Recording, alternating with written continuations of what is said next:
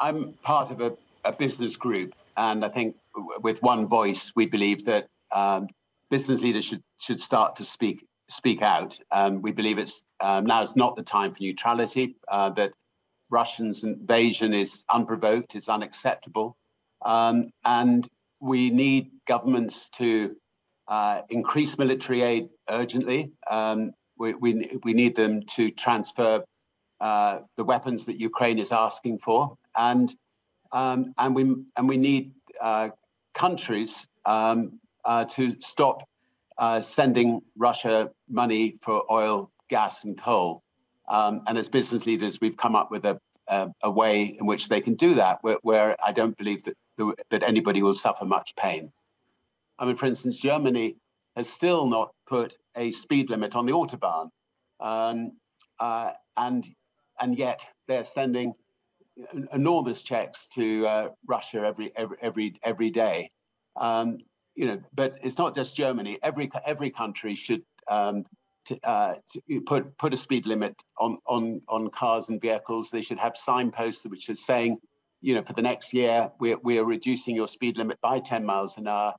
And the reason we're doing it is to help Ukraine and help the Ukrainians fight this war on behalf of us all.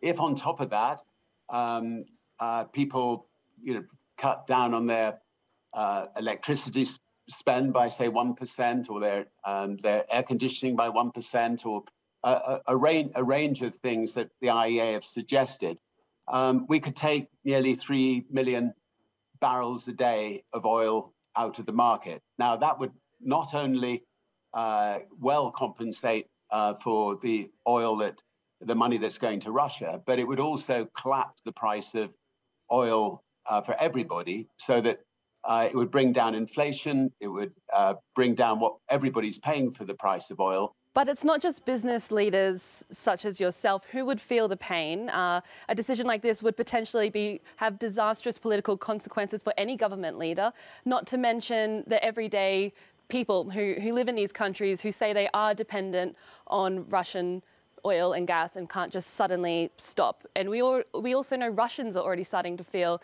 the pinch of imposed sanctions already.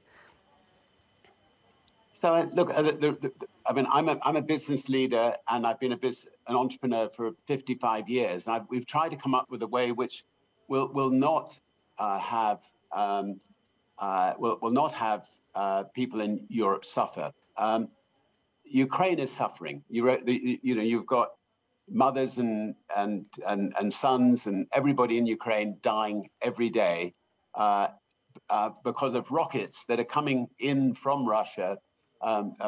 Blitzing their cities, paid for by Germany and other European countries paying for their oil.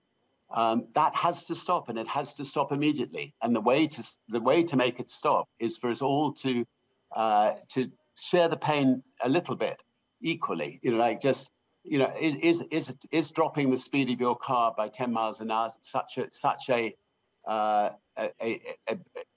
difficulty in order to help the Ukrainians win this war and push the invaders out of their country?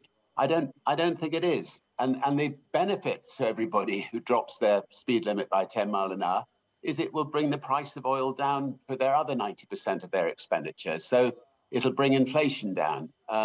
So it is a win-win all round if governments were just to say to their public, we need to implement some speed limits, for the next year or two until this war is over. So you might not have political power, but you certainly do have the financial and influential power. How are you supporting the people of Ukraine and those in Ukraine at the moment? In as many different ways as we can. Obviously, we've been helping financially with things like Red Cross and so on. We're planning a big concert in Poland to try to bring awareness to the refugees and what's going on.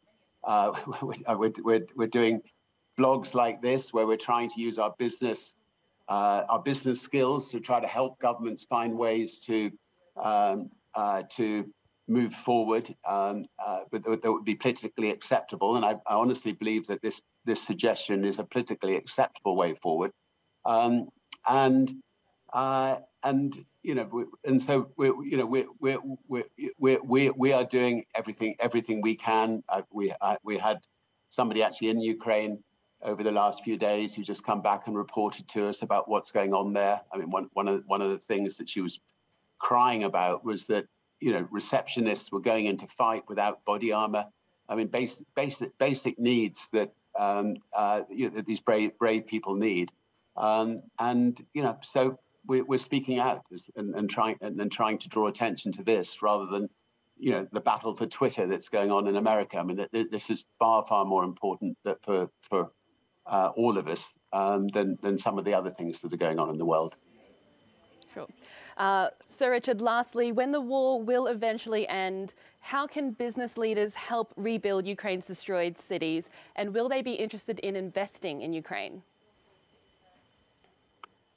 I am absolutely certain that that business leaders throughout the world will want to help Ukraine get back on its feet, it's going to need a Marshall Plan in the same way that Europe had a Marshall Plan after the Second World War. If elderly statesmen like myself can help on something like that, and with using our experience, we'll obviously be very happy to help. But in the meantime, what's critical is that we stop yet another Ukrainian city being completely flattened by missiles from Russia. And the only way we're going to do that is to make sure that we stop supplying Russia with billions and billions of euros or dollars, and give the Ukrainians the equipment that they need to fight the war.